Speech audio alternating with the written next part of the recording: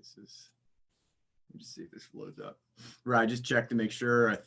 This should be your end.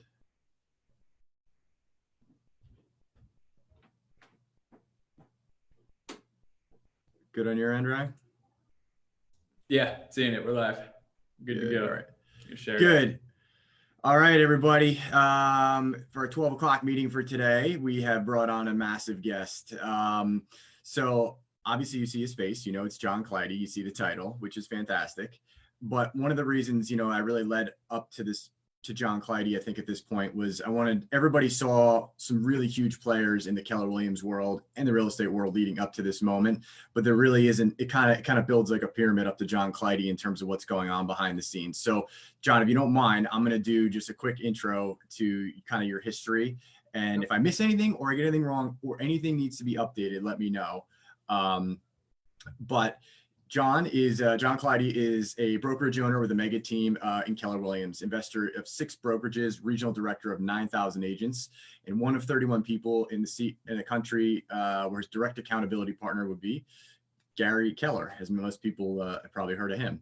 And recent book release that came out, which I called Leaving Six Figures, which we talked about on the prior show that we had done. And I really, if you haven't seen that video, I'd recommend taking a look at it, because the story behind John, especially in a time like this, leaving his state trooper 6-figure income to pursue his dream in real estate. It's a cool story. The whole story, the video was very neat. So without further ado, John, thank you for stopping in and doing this with us today. Thank you for having me. Appreciate it.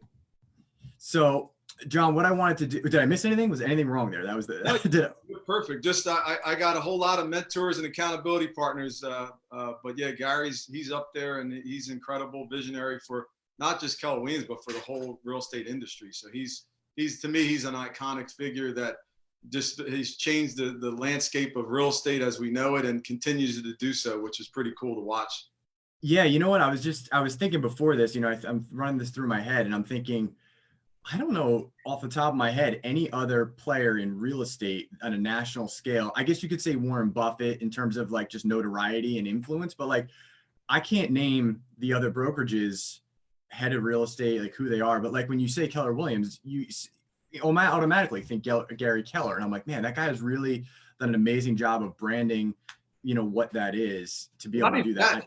We talked about this as a regional leadership, and if you think about what Gary has done, I mean, you think about accolades of all the other CEOs of all the other major brands, and could you name one thing that they did that's changed the mark on real estate?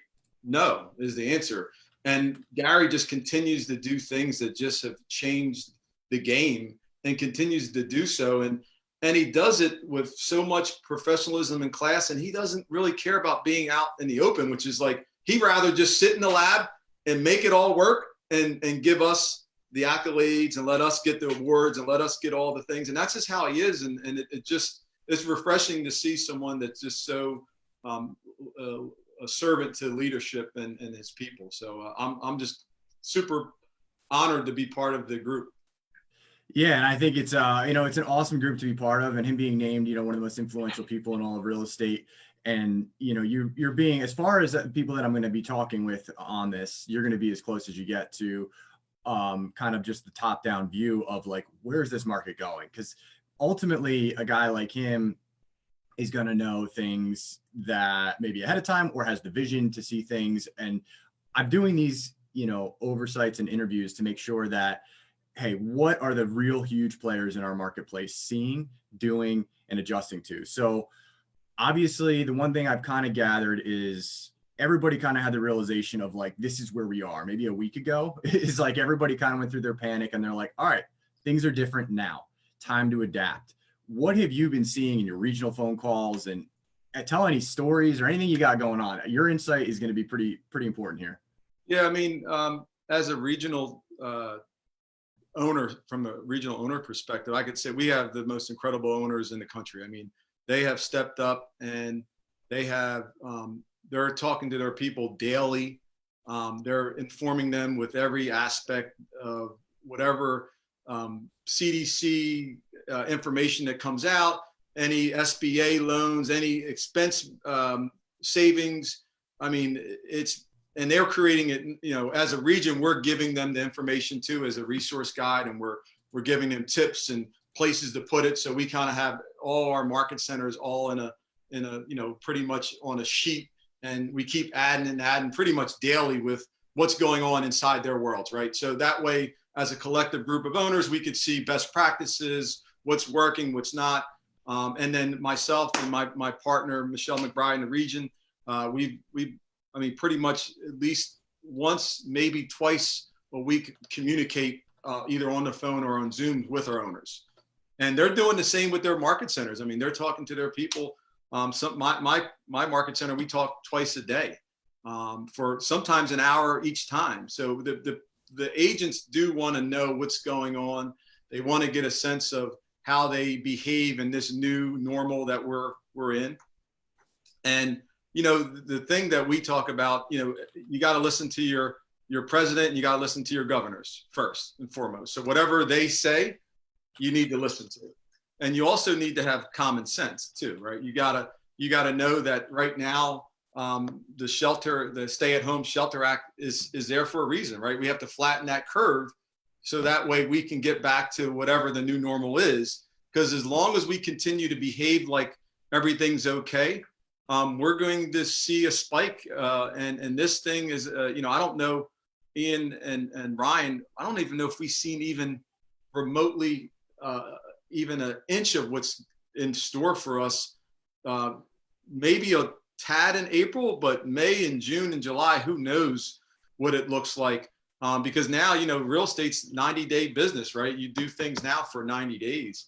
That's right. So we're not only really caring about these real estate businesses, we care about the families that it affects, right? And that's why I mean, look at your expenses, cut them, and then look again and cut them again, right? And that's kind of the theme that Gary has told us as regional owners. He's told us to our market centers. We're telling our agents that you got to take advantage of whatever the government's offering you. So you got to understand, you know, talk to your accountants and your attorneys and whoever you trust of what's out there for you, depending on your situation. And that goes for agents and owners, right? Same thing. What do you apply for? You know, what do you qualify for?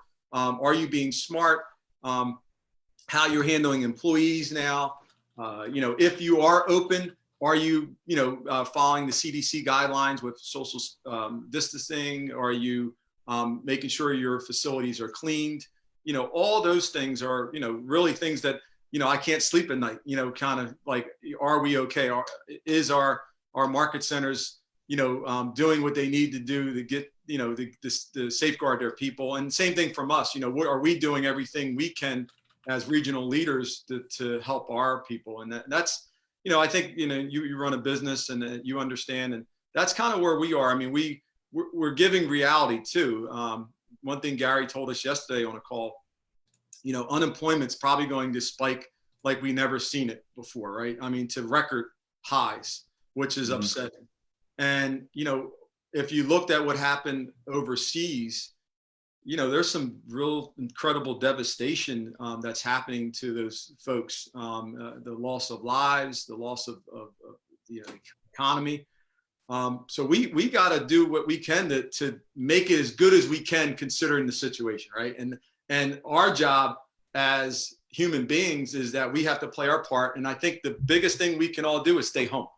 You know, stay at home and be smart, and let the first responders and the people that need to be out there. My brother's still a police officer, and a lot of my friends that are still on the force, and all these nurses and doctors that are just incredible stories that they're doing. And a lot of them are leaving their families to support us right now. So, you know, to me, we got to do our part, which is stay at home, and let them do their part, which is care for us, allow us to be safe while we get through this.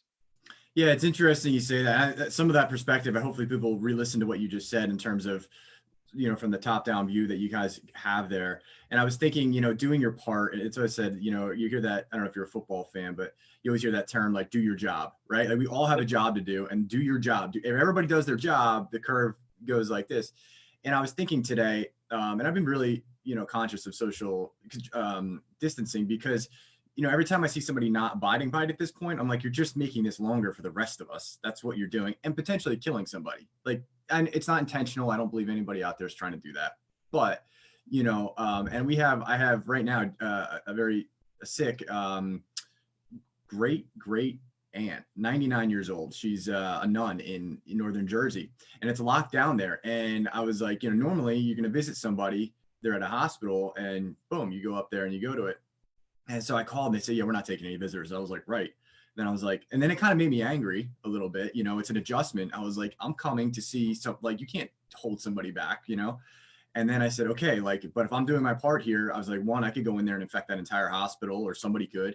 Yeah, I get what they're doing. And you have to adjust and adapt at times like this, not just in the business world, but in the social environment too. So we're working on right now, setting up a FaceTime call to see my 99-year-old aunt, that's not in good shape. And I'm like, man, there's so many people that if you don't do your job and you prolong this situation, that could be your aunt, that could be your grandfather, could have been handled a month ago. This whole thing could have been done a month ago, or whatever that timeline may be. But now you're in this situation because you didn't adhere to it. So that group effort is so important.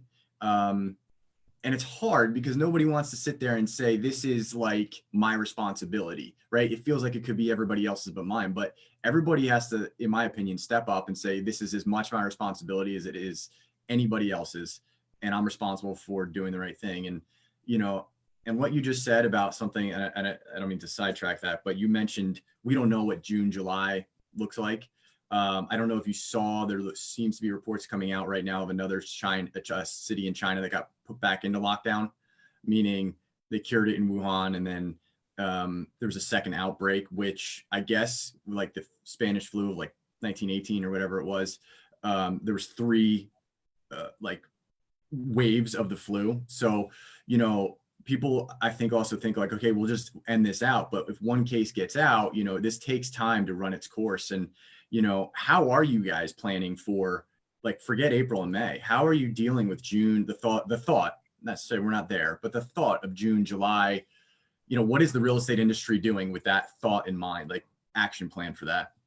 Well, what Gary Keller talked about was intermittent sheltering, meaning that it's not like, we're going back, let's say they lift the shelter in place. It's not like we're going to the movies and the restaurants and, carrying on and behaving like we did before. There's still going to be you got to respect this virus, right? And I don't know if we're going to have a true sense of normalcy, whatever that is, until we get a vaccine.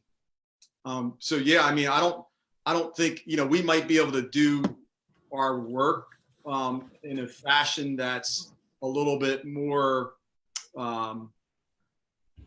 I don't want to say the word aggressive, but it's somewhat, let's say if 100% is our daily, what we do every day now, it might be more of a 70% with a whole lot of virtual and still a lot of social distancing and a whole lot of safety precautions. And, the days of letting 18 house people in your home for a home inspection might be over, right? The days of us having settlements that you need like 8 chairs in there are probably over in these little rooms, right? We got to start acting and behaving like maybe this is the new normal, right? Because maybe this is not the only thing that we'll encounter in the next few years. So yeah, I mean, intermittent sheltering would be our advice, is that, we're not going to just go back and say, hey, everything's fine. We're still going to behave as if, we're going to have to buy time as a society till we get this vaccine, I think. And, I hope our governors, and I hope that our president and all the folks that are in that task force, I'm assuming that they're going to make sure that, but that's what I think we have to do as a society, is know that this is not, the day it's lifted, hey, let's go to movies. Let's go and just do everything like before. No, that those days are probably done, at least for a while, or maybe for forever, potentially. So that's interesting. You mentioned that feeling, I don't know, you have kids and I'm sure when they get sick, as soon as they feel a little bit better, it's like run around the house at 100 miles an hour, right? And you're like, cool it, because you're going to be back in the, in bed. And it's kind of like, from a group perspective, the same thought process, which is like, the moment they go, hey, this is lifted, everybody is going to want to go to the bars and this and that and party and everything you can think of, right? But that could do the exact same thing on a group level and be like, you're going back to the bed if you're not careful here. So that intermittent sheltering is a new term that I've heard. At least I haven't heard it yet, and I think it's a really good one. What have you, like, in your personal life been doing in terms of adjusting? And, I like to get kind of the people that we've had on here are very high performing people in general. So like, it's interesting to see how, like, in their individual world of like the way they live, whether you're investing or real estate, like how they personally adapt, because I've noticed that a lot of times they create their own structure in their new environment that they're adapting to. So it didn't really matter that we had to change. They assess the change and then they start to adapt. And I have a feeling with your background and, police, state trooper and so forth, you're a regimented individual. So I'm curious to know how you've adapted your schedule daily for something like this. Well, for the first week or so, I think I've been so regimented in life and my diet. I think the first week I acted like I was back in college and, hanging out with the wife, watching TV late and not going to the gym because obviously you can't go to the gym. And the last week we have a Peloton, so I've been hitting the Peloton and been reading, been watching a lot of videos, and I don't really get into the a lot of the watching what's going on in the world too much. I try to watch what's going on locally, just so I can be better prepared for my owners, for my own market centers, and that's in the 3 states, right? Delaware, New Jersey, and PA. My wife keeps me up on all the national news, and then like all of us, I probably work more now than I have even when I was a trooper and running all these organizations. So I'm working a lot. I'm on the Zoom a lot. But I will tell you, our company has really been built for this. We've already been on Zoom for 2 years as a leadership team. We've already kind of went virtual with a lot of things. So nothing's changed except I just don't see people live for us, really. I mean, we've done this. We've behaved like this for so long. So it's kind of like business as usual. And then I get to see my dog and kids run around here and there, during the day, which I don't get to see. And then, 6 o'clock rolls around and we have dinner and we try to spend some quality time with the kids and we start all over. So that's, I do agree with from the Keller Williams perspective that the one thing I've noticed is that you've always been in the forefront of technology, right? Or trying to push that boundary in terms of what's next, what can we do, how do we compete, as opposed to, let's grab that when it comes about. And, Keller Williams has always been a step ahead. So I could see how, like you said, and I say this about our company for different reasons, but, we were built for this moment. And you're like, well, weren't you built for the ride up? I'm like, yeah, but everybody was. Nobody's built, like, are you built for the ride down? Is kind of what, and I think that's where you test who you are, not just as a person, because it's easy on the way up, but you stress test your company, you stress test, which is a direct reflection of you, right? So your operation, your regional 3 states, the outcome of that's your operation. That is a direct reflection of you. And I'm sure it was way easier when you were breaking records in March and April because the market was just carrying it, right? What did you have to do? Nothing in your mind. I'm sure you did stuff, but now is the moment when, what are we made of? And I'm noticing with all of the high performers, that you obviously know very well that we've had on here, they had the realization of the first week. We'll call it, instead of the party period, we'll call it like the assessment period of what the hell is going on, right? And then from there, it was just, what are we made out of? What can we do? And what will we do? Because, one thing I want people to understand, or I think of in my mind, I remember going through 2008, it feels like it's never going to end. It feels like the bottom is just this huge empty hole. But, a couple things to keep in perspective, and I would think you would agree, and I'd like your perspective on it as well, would be, like Mike McCann said, it's sticking with me, is that, guys, we're not going on the beaches in Normandy. We're not in the middle of this crazy war and everybody's dying. There's no nuclear bomb being dropped on our head. There is an end in sight to this. So even though it feels like it's a limitless black hole, it could change the way we live, potentially for the better, moving forward. But, how do you see that? Like, what is your thought process behind where we are, where we're going, and hey, everybody, calm down. We're going to get through this. Well, I tell a story in about 2001, and I'm sure no one will forget 9/11. Sure. And I was a young state trooper, 5-6 years in. And if you remember that time, it was scary, right? When it just happened, you still don't know if you're under attack. You still kind of are like, you hear a helicopter, and you're like, oh my God, or like, is anything going to happen? Like, because we don't know where the threat is, what it is at that time. And I'm this young state trooper, and I was they call it a non-essential personnel because I was undercover at the time. And they say, okay, you're going to be assigned to Newark Airport because the Port Authority lost, hundreds of police officers from that tragic event. And what I tell the story is that every shift we get assigned a supervisor. And I remember working the first shift midnight, the night after 9/11, the next night, and it's a 6 to 6 shift, 6 at night till 6 in the morning. And you get assigned a supervisor every day, and you don't know who it is because it's either I think it was like a National Guardsman or like a high-ranking New Jersey State Trooper supervisor or whatever. And some shifts, they come out and they give you this speech and they're like, go get them, guys. You got this. We're fine. We're going to beat this. And you go on your shift and you stand proud and you're vigilant and you're plugged in and you're awake and you could stay up and stay on your feet for 12 hours and feel great. Right. And then some of them give you a like, all right, here's your assignment. See you later. They go to sleep. You don't hear from them. They're eating in the chow hall. They don't give you breaks. So you're sitting there standing for 12 hours and I had bad knees. So I'm like, oh my God, like I can't stand anymore, but you're scared not to stand because you're scared that maybe someone's coming through with a bomb or whatever is in your mind. You're envisioning this, right? And I don't want to be the guy that lets someone through the gates, like through the security checkpoint. So, leadership matters, Ian. And if you don't think you motivate people now, they need you more than ever, right? Your family needs you first. And then if you own a company right now, you got to motivate your folks. You got to keep them positive. You got to give them energy that everything's going to be okay. Because like you said, we will get through this. It's not like something that is going to be forever because we know, there's things now, there's vaccines that they're testing and things that are kind of working, right? So it's going to happen. It's just a matter of when.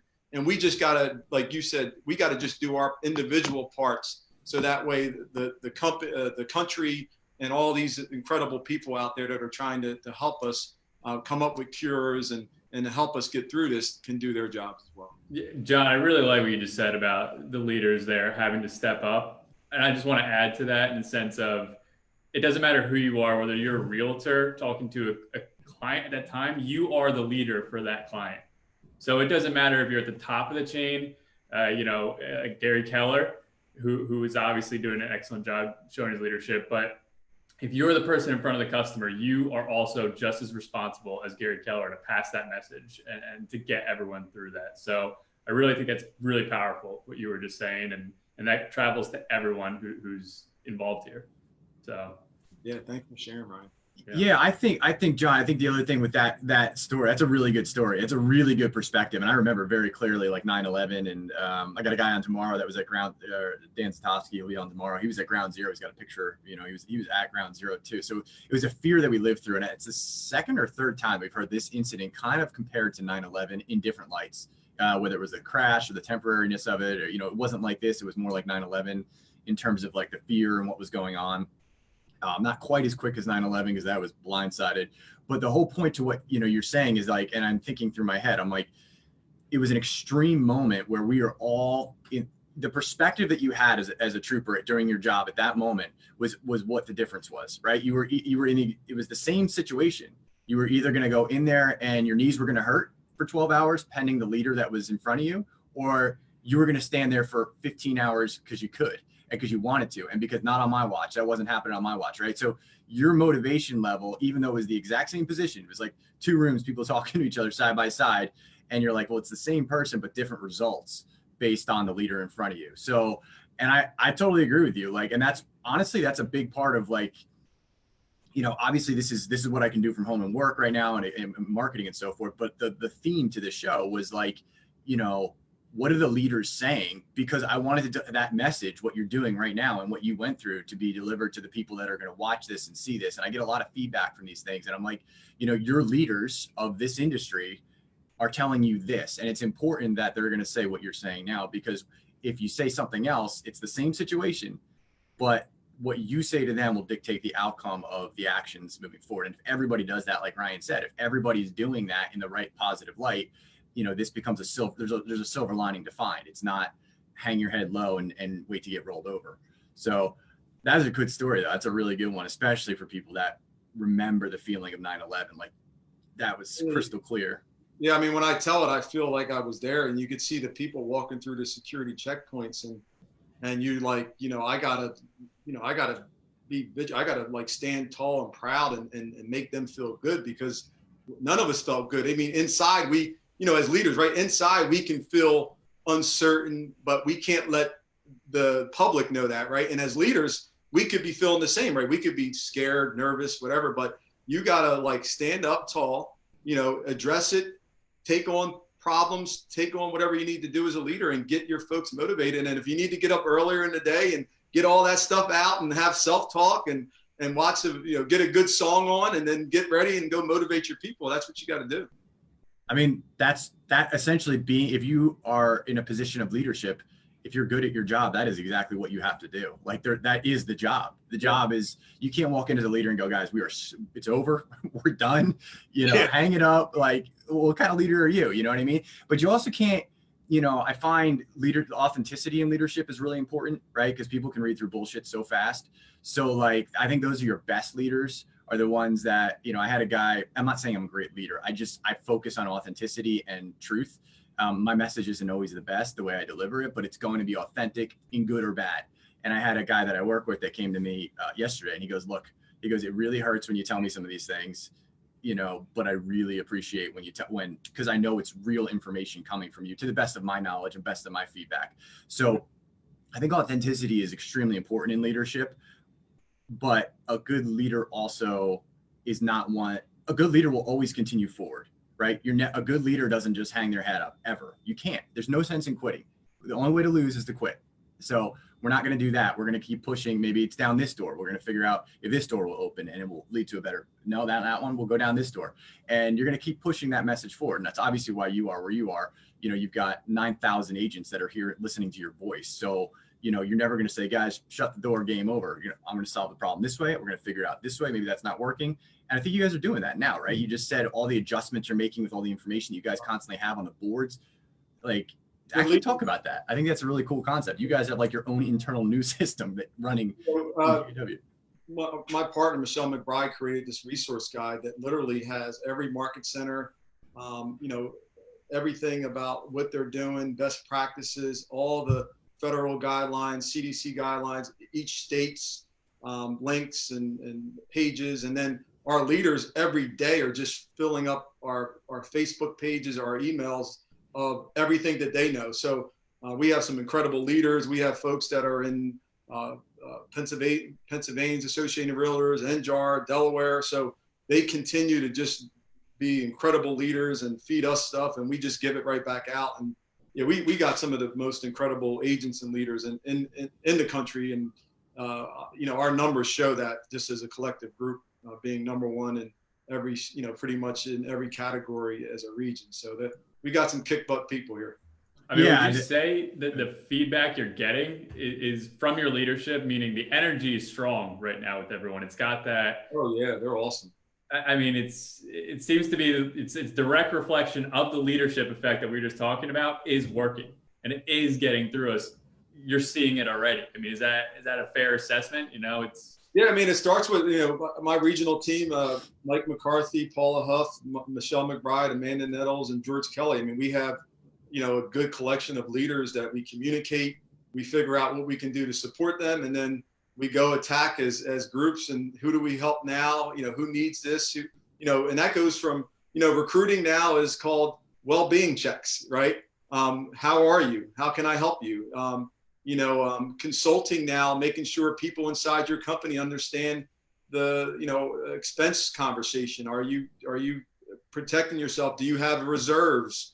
How, if not, can we help you? Right. So, I mean, that's the constant theme that we've been saying, and they're saying it to their people. So, and that's what feels good. I think we are in a great place, as good as we can be considering the circumstances we're in right now. So as a collective group, we just continue pushing on, and communication is everything, right? You don't want to be that leader that's not. I would rather over communicate now than under communicate.